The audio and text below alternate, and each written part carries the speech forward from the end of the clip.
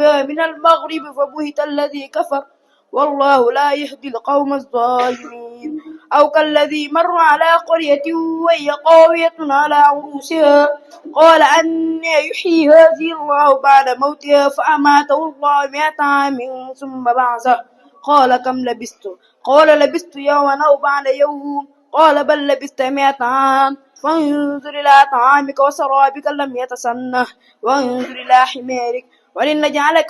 آية للناس وانظر إلى العظام كيف ننشرها ثم نكسوها لحما ولما تبين له قال أعلم أن الله على كل شيء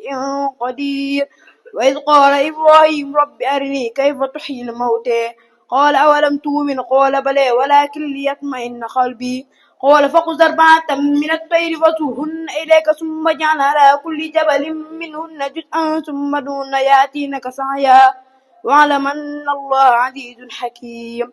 مثل الذين ينفقون أموالهم في سبيل الله كمثل حبة أنبتت 7 سنابل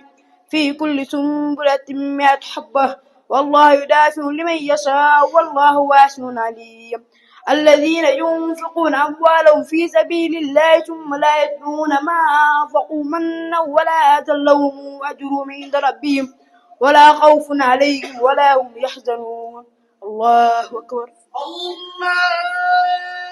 أكبر الله لمن حمده ربنا ولك الحمد الله أكبر الله أكبر الله أكبر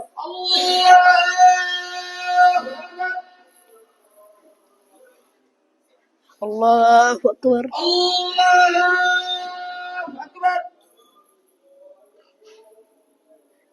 الله الله أكبر أكبر الله أكبر